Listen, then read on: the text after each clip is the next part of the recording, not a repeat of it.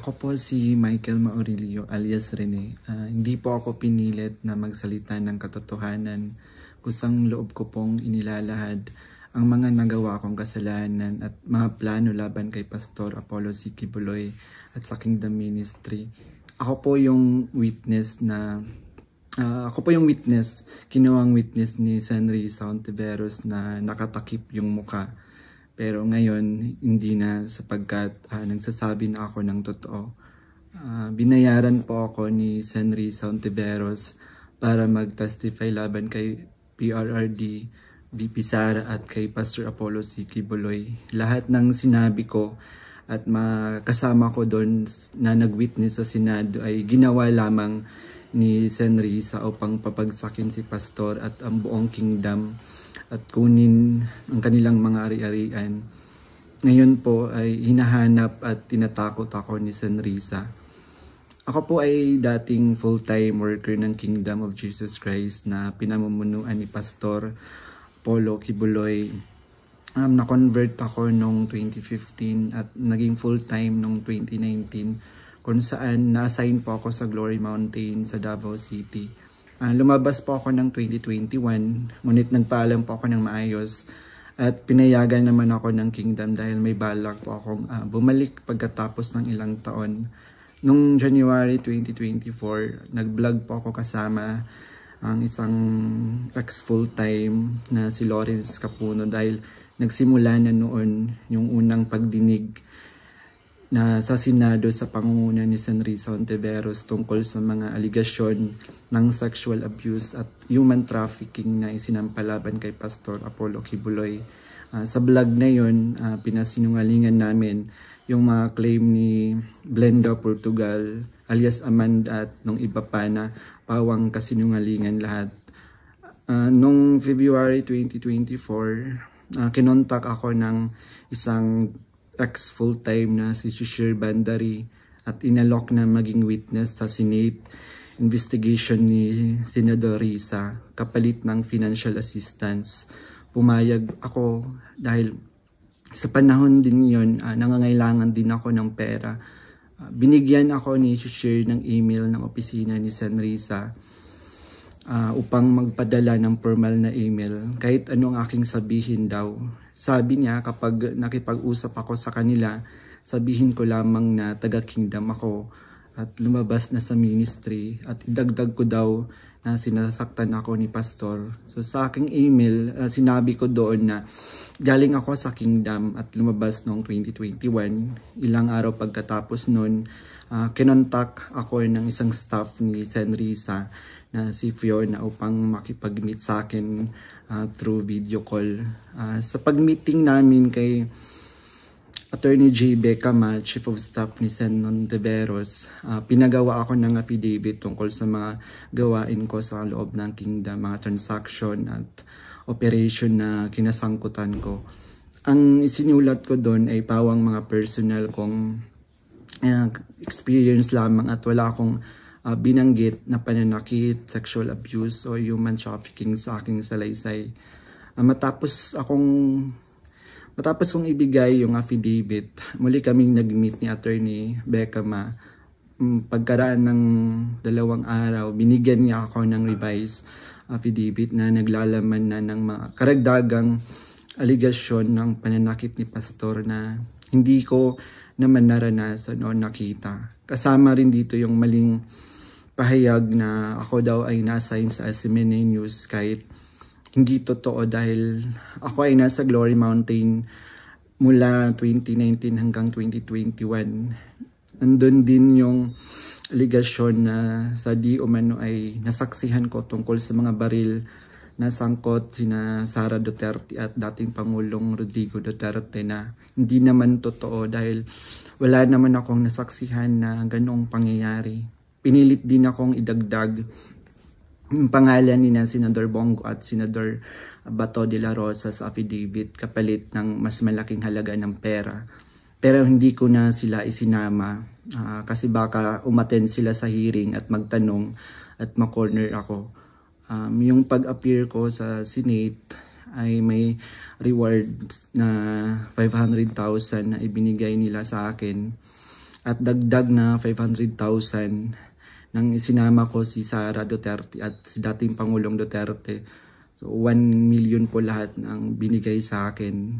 Isang linggo before ang Senate hearing noong February 19, 2024, pinatira ako sa isang condo kung saan ako ay biniriefing at tinuruan tungkol sa mga dapat na isasagot ko sa tanong ni Senador Risa. So sa araw ng hearing, umiyak ako dahil sa konsensya habang binabasa ko yung script na alam ko naman na hindi totoo at hindi ginawa ni Pastoro ng Kingdom. Pagkatapos ng hearing, tinago ako ni Sen Risa sa kanyang condo sa Manila at inutusan na maghanap pa ng ibang pwedeng maging witness kapalit ng pera dahil may mga susunod pang hearing. Sa buong taon ng 2024, nanirahan ako sa condo ni Sen Risa at nung January 2025, lumipat ako pansamantala sa isang safe house kung saan nakasama ko doon sina Mutabato at iba pang mga biktima ng extrajudicial killings. So sa bawat research o information na aking naibibigay sa Senado, nakakatanggap ako ng rewards na 12,000 na ibinibigay ni Sen Risa sa pamamagitan ng kanyang staff na si Sir Ryan. So sa kabilang sa mga na-research ko, nagawa kong research yung inimbentong Angel of Death daw ng Kingdom na inimbento ni alias Jackson, si Edward Masayon. Kabilang doon yung na-research ko yung mga member at yung mga general na nag-courtesy call kay Pastor. Nung August 29, 2024, nag-dinner meeting kami nila Blenda Portugal alias Amanda. Kasama ang kanyang legal team na sina Attorney Joanna Paula Domingo at ng Office of the Special Assistant to the President at si Attorney Ian Interina at yung kasama yung abogado ko na si Attorney Ange May Bagudyo sa isang hotel sa Quezon City. Pinagplano nila kung paano idiin ang kaso ni Pastor at ininganyo akong mag-file ng kaso. Sabi ni Attorney Domingo na mas maganda mag-focus kami sa human trafficking dahil mahina ang kaso sa sexual abuse. Sabi pa ni Attorney Domingo na matalik siya na kaibigan ni Attorney Pearl Angelica Canada na dating abogado ng Kingdom at dating namuno sa Jose Maria College. Ayon sabi ni Attorney Domingo, sabi sa kanya ni Pearl na umalis na sila sa Kingdom at alagaan mo daw si Amanda at siya na ang humawak ng kaso laban kay Pastor. Kasamang kanyang kapatid na si Attorney Lady Jade Canada at si Shishir Bandari sa US na nabanggit ko na kumontak sa akin upang siraan si Pastor. Dagdag pa ni Attorney Domingo na gumagamit sila ng private jet mula kay Secretary Antonio Lagdameo papuntang Davao para sa kaso ni alias Amanda dahil sabi ni Attorney Domingo ito ay para sa seguridad nila sapagkat may natatanggap daw silang security threat. Nung mga panahong iyon, nagkaroon din kami ng pag-uusap ni alias Amanda, si Blenda Portugal, kung saan tinanong ko siya tungkol sa kalagayan ng kanyang kaso sa sexual abuse at human trafficking. Sinabi niya sa akin na mahina daw talaga yung kaso sa sexual abuse sa Pasig at gusto na niyang sumuko. Kaya lang may mga nagsusulsul daw sa kanya na ituloy pa rin yung kaso. Nakiusap niya lang siya sa akin na tulungan ko siyang maging witness sa kanyang kaso sa human trafficking. At nanghingi pa siya ng ebidensya kung meron daw akong naipon or naitago ng mga patunay sa sexual abuse. So, ipiniliwanag ko sa kanya na wala akong ebidensya dahil hindi ako kasama sa mga pangyayaring iyon dahil nagsimula lamang ako bilang full-time noong 2019 at hindi rin ako biktima ni Pastor kaya wala akong maibibigay na ebidensya. Sinabi ni alias Amanda na mag-focus na lang ako sa human trafficking at maghanap ng mga ebidensya kung mayroon pa akong naitatagong impormasyon. Sinabi ko sa kanya na maghahanap ako ngunit wala talaga akong ebidensya dahil hindi naman talaga totoo ang mga aligasyon. Sabi ni Attorney Domingo na hinahanapan daw nila ng butas upang makasuhan at madisbar si Attorney Israelito Torion upang mawala na daw ito dahil sabi niya magaling daw ito. So sa panahon ng KOG Sage sa Davao City noong August 24 hanggang September 8, 2024, everyday kami nagmi-meeting kasama yung mga staff ni Sen. Risa, yung PNP, CIDG, nandun yung US Embassy, yung NBI, ang Department of Justice at yung mga tumiwalag sa kingdom mula sa Amerika na sina Ann Lagerder at Arlene Stone. Pinag-uusapan ang plano kung paano ma-extradite o ma-extraordinary rendition si Pastor sa US at paano pabagsakin ng kingdom. Ang pangunahing pinag-uusapan mga meeting ay ang plano sakaling mahuli si Pastor ay ang plano ay agad siyang extradite sa US at bawiin ang kaso na isinampa ni alias Amanda upang mapabilis ang extradition ni Pastor kapag siya ay nahuli. Subalit hindi ito natuloy dahil sa pag-aalala sa US na maaaring manalo si Donald Trump sa panahong iyon na nagdulot ng paghina ng kanilang connection sa gobyerno ng US. So dahil dito, nang mahuli si Pastor, wala na silang pagkakataon na ma-extradite siya. Kaya naman nagutos si Sen. Risa Ontiveros sa amin na labanan ang kaso dito sa Pilipinas laban kay Pastor at sa lahat ng mga administrator ng kingdom upang tuluyang pabagsakin ang kingdom. So tinatanong kami ng paulit-ulit kung may alam kami tungkol sa isang bunker daw nung panahon ng KOG Sage dahil kapag nahanap daw nila si Pastor, babahan ng pera at may bahagi kami doon. Ang bunker ang pangunahing hinahanap kaya't pinuntahan nila ang lahat ng mga posibleng lugar. Ngunit sa katotohanan, wala talagang bunker sa kingdom, lalo na sa central headquarters. Ang mga updates tungkol sa mga ito ay galing sa kasalukuyang PNP Chief General Nicolas Torre na siyang nangunguna sa bawat meeting namin at nagtatanong tungkol sa lokasyon ng bunker. Kasama ko rin sa mga meeting na yon sina Edward Masayon alias Jackson na pumasok sa Kingdom Compound na nagkunwaring pulis dahil siya daw ang nakakaalam kung saan ang bunker.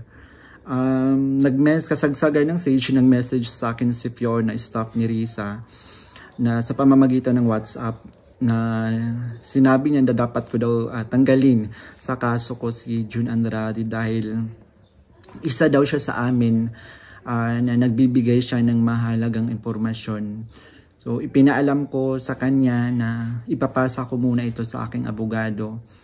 Pero ngunit isang linggo pagkatapos nun, tinanong ulit ako kung may contact ako sa kingdom dahil hindi na raw mahanap si June Andrade. Hanggang ngayon, hindi na siya natanggal sa kasong pinafile sa akin.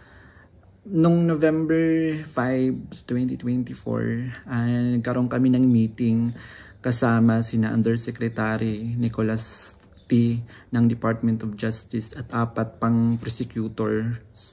Ang naalala ko doon si Prosecutor Olivia Torrevillas, si alias Amanda, kanyang mga abogado, si Attorney Domingo at si Attorney Ian, 3 representative from NBI, 2 lawyer at 1 agent.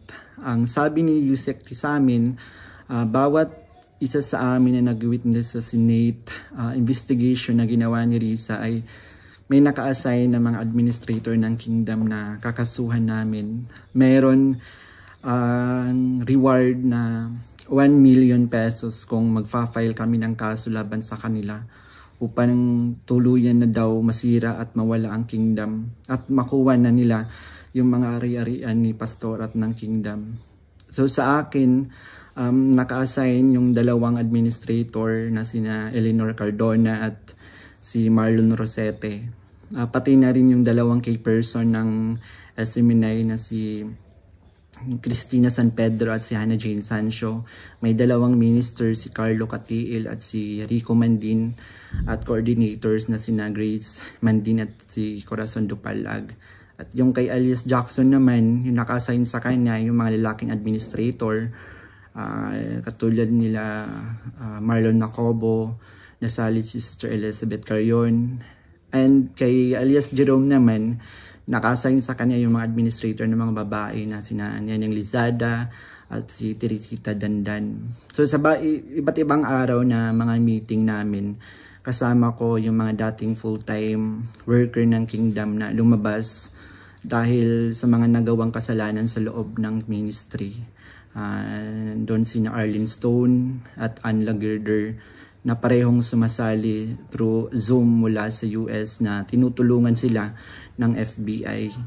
Si Regina Arevalo naman na siyang scriptwriter ng karamihan ng mga binabasa namin sa Senate hearing. Pati na rin yung mga kasama kong mga fake witness na sina Tirao alias David, si Edward Masayon alias Jackson, si Juar Olimba alias Jerome, si Renita Hernandez, si Glenda Portugal alias Amanda, at kasama yung Chief of Staff ng Office ni San Risa na si Attorney J. Becama, at yung staff na si Fiona at si Faye. So hanggang sa ngayon, paggawa ko ng affidavit, patuloy ang surveillance at mga planong raid sa mga ari-arian ng Kingdom, kabilang ang mga Kingdom Light Congregation sa iba't ibang bahagi ng Pilipinas, yung SMNI building sa Makati, yung KOG Central Headquarters sa Davao. Bukod dito, tinatarget din yung mga anak ng mga full-time workers bilang mga biktima daw ng human trafficking at child abuse. Ngayon po ay lumalabas ako upang ilahad ang katotohanan na ang lahat ng ito ay gawa-gawang kaso at plano lamang pabagsakin si Pastor at ang buong Kingdom Ministry at kunin ang kanilang mga ari-arian. Hindi ko na masikmura yung mga ipinapagawa ni San Risa na kasinungalingan at ang pamimilit niya na magsampa ako ng kaso kapalit ng pera. Wala pong ginawang mali si Pastor sa akin. Puro kabutihan ang aking naranasan habang nasa loob pa ng Kingdom. Lahat ng ito, sinabi ko ay upang ipagtanggol ang katotohanan kahit nakakatakot dahil sa mga malalaking tao yung sangkot. Pero ito na yung panahon upang tumindig para sa katotohanan at humihingi ako ng tawad sa Kingdom family, lalo na kay Pastor Apollo Kibuloy sa mga nagawa kong mali at kasinungalingan.